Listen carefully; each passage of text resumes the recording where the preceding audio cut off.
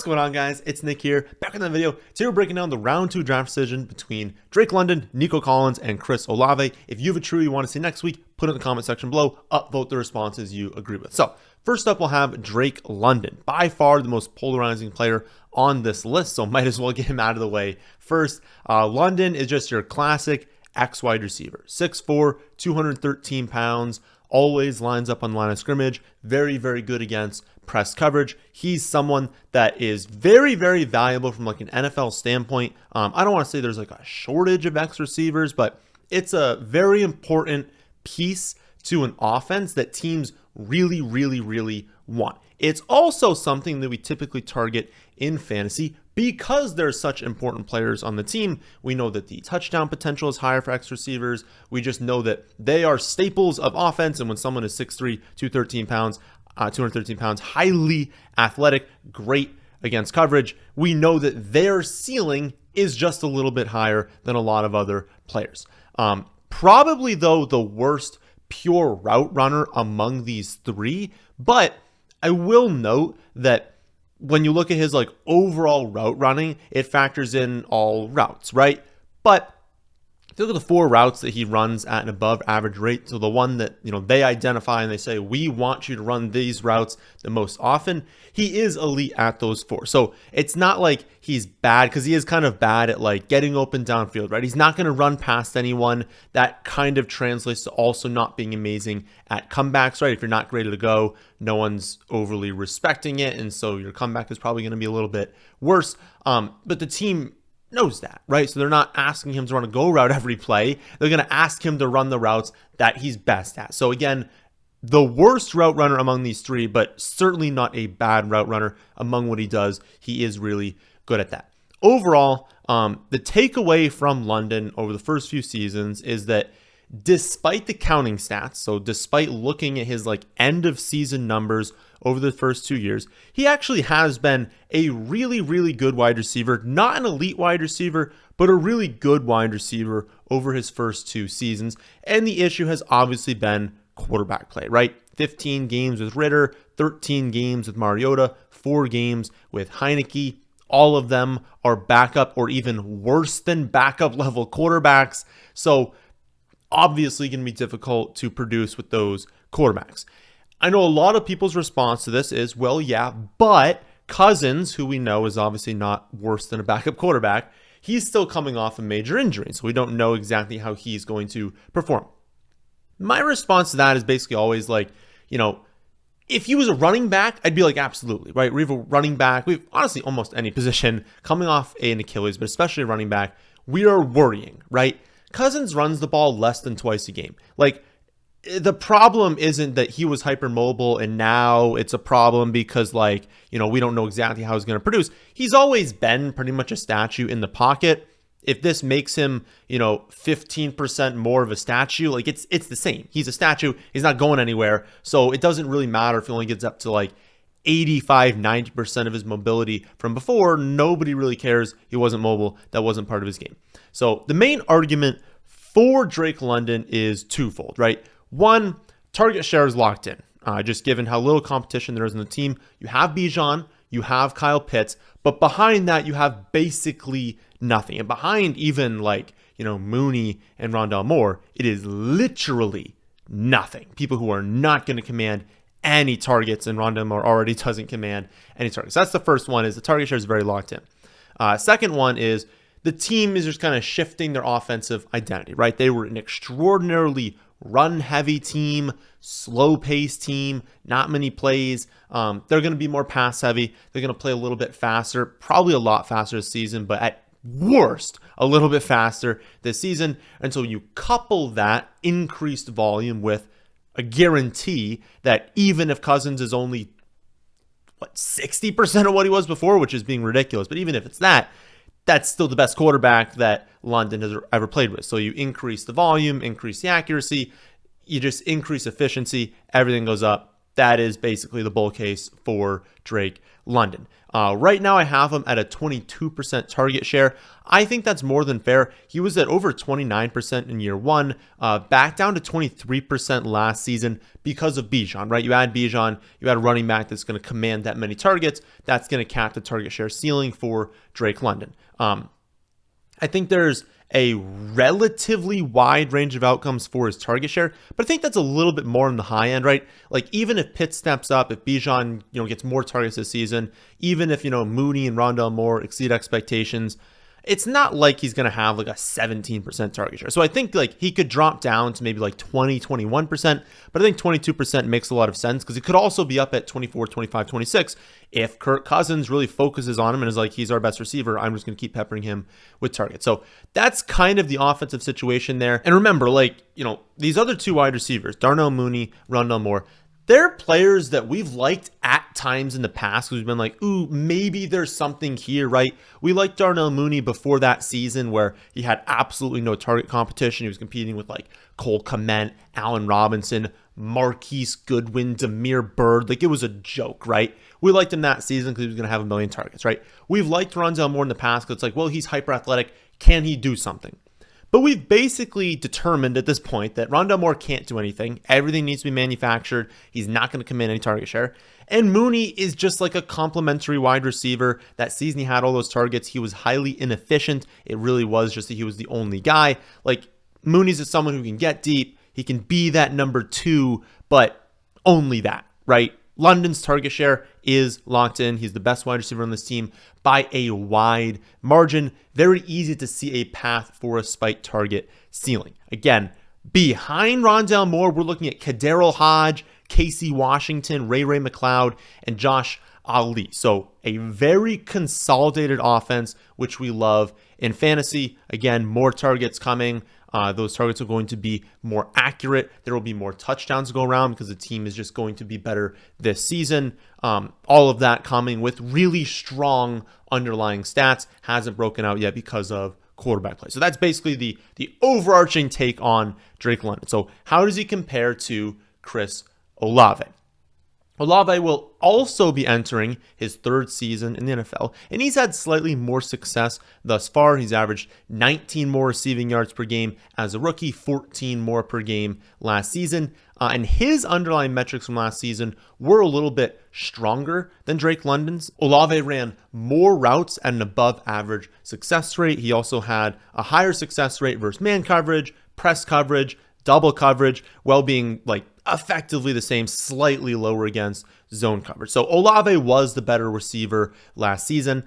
It has been widely documented just how boring, just uncreative the Saints offense was last year. No team in the NFL used pre-snap motion at a lower rate than the New Orleans Saints, ranking just below the Jets, the Panthers, and the Broncos. If there's a metric you're ranking below those teams at last in the NFL, you might want to change things up, right? Who are the teams that rank the highest in pre-snap motion? The Dolphins, the 49ers, the Rams, Chiefs, Chargers, Texans. Maybe teams should implement this a little bit more into their offense. Teams that, basically what pre-snap motion does is it takes your best player and it puts them into a better situation, also confuses the defense just a little bit, leads to a slightly higher rate of just, maybe a lack of communication on defense. People just don't know who's covering who, leads to players getting open. But for the most part, what it also does is it puts your best player in a better situation, getting a better matchup, a better spot on the field to get open. Why would you not want to do that all the time? And we've seen, every single metric you can look at that says when teams do this, they find more success. This season, the Saints hired Clint Kubiak as their offensive coordinator. He was offensive coordinator for the Vikings in 2021 when Jefferson had over 1,600 yards and 10 touchdowns. In 2022, he was the passing game coordinator for the Broncos. That was the season that Judy had the best season of his career. Sutton had his second best yardage season. And then last season, he was the passing game coordinator for the 49ers when Ayuk had his breakout season. Kubiak has a history of putting his wide receivers in position to succeed. And the reports out of Saints camp has been that they have used a ton of pre-snap motion and play action. This offense is going to look completely different from what it did last season when they were not creative, they were not putting players in position to succeed. That is going to happen this season. That is music to our ears in fantasy. Then we consider the target competition and what's really changed. What is there for competition? Like, the Saints famously did not go after a wide receiver in the draft. I think everyone thought they were going to spend at least an early-ish pick at wide receiver. They've been trashing on A.T. Perry's development. Like, this is at a time where every coach is just talking glowingly about even really bad players. They have been very negative about how A.T. Perry has developed. And so the Saints only have Olave, of course. Then Shaheed, who I think is a great pick this season, but, you know, Shaheed's probably not going to have 150 targets, right? You have Shaheed. You've got a 29-year-old Alvin Kamara who's obviously regressed in recent seasons. You've got Juwan Johnson, who will probably not start the season healthy, will be coming off foot surgery. Cedric Wilson and Taysom Hill. Those are the only proven pass catchers, and I'm being very liberal by saying proven pass catchers there with some of those players. Like, Chris Olave is set up for an absolutely monster season. I have been too low on him thus far. I like Drake London a lot, but after doing this breakdown, after looking at things more, I am moving Chris Olave over Drake London in my ranking. So first two are ranked Olave, then London in all formats. What about Nico? Nico is entering his fourth season, so a little bit older. I mean, age is not a concern for any of these guys, but just to note, fourth season for him. Slower start to his career. He averaged only 463 receiving yards a season in his first 2 years, only had 3 total touchdowns in those first 2 years. Then last season, everything changed, right? Even missing 2 games and then playing only 5 snaps in another game. He had 80 receptions, just under 1,300 yards, and 8 touchdowns, finishing 6th in half PPR points per game.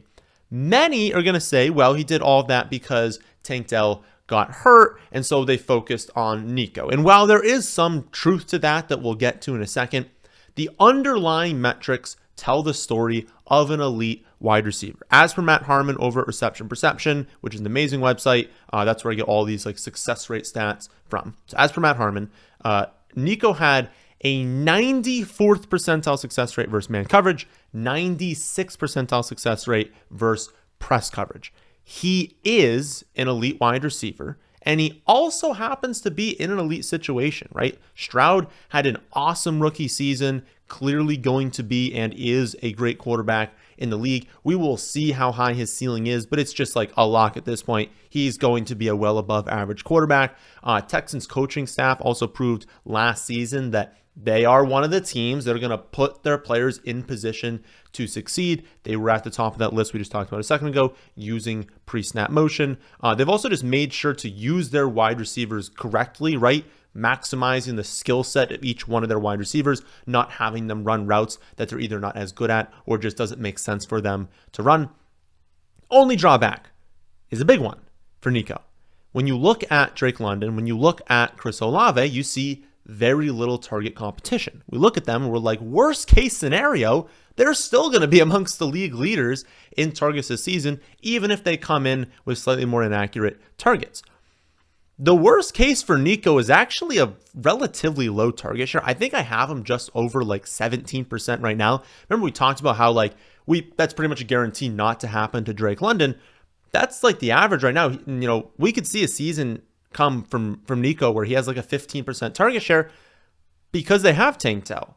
They have now Joe Mixon. They have Stephon Diggs. They still have Dalton Schultz. Like, they have a lot of players on this team that are all pretty darn good. When we look at last season, Tank Dell did outperform Nico Collins when both of them were healthy last season.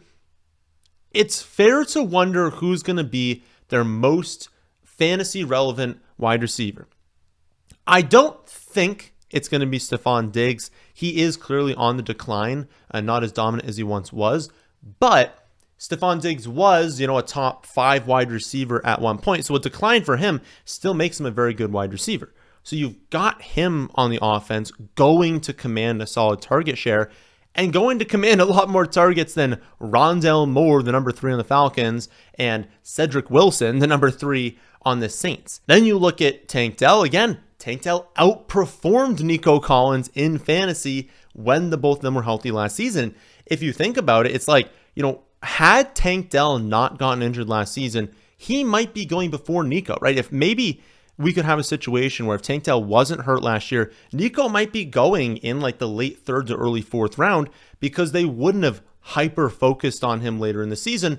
Well, they're not going to be able to do that now. Tank Dell was completely fine. Some people have asked about his health. They've been like, ooh, I'm a little concerned there. He's been good for a while. Don't consider his injury last season having any impact on him this year.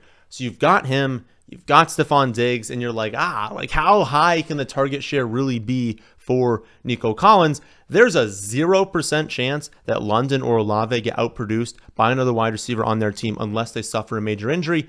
There's actually a pretty decent chance that one of Stephon Diggs or Tank Dell is more productive in fantasy than Nico Collins this season. That is not ideal, especially given where you have to take him, which is like the mid to late second round. So at the end of the day, I don't have any issues with any of them. If you want to rank any of them first here, go for it. I will draft all of them if they become the top player in my rankings, especially at wide receiver. Like, I have no problems taking any of these three in that like mid to late second round range. But I am now going to rank them Chris Olave, then Drake London, then Nico Collins, just because Olave honestly was the better wide receiver last season, and I think his situation is getting a strong upgrade, and people aren't really paying attention to that one the way they definitely paid attention to and maybe overreacted to with Drake London. And then Nico Collins, again, a little bit scared of the target share potentially being lower than we really want for a round 2 wide receiver. So if you want to see my full rankings on every player in every scoring format, along with my detailed projections for everyone, you can see that on my website, thefantasyfootballadvice.com. If you watched this far, be sure to leave a like, really helps me out, and subscribe to the channel if you're new here. I'll be back tomorrow with another video. Now, my friends, we'll do it for this one, and thanks for watching.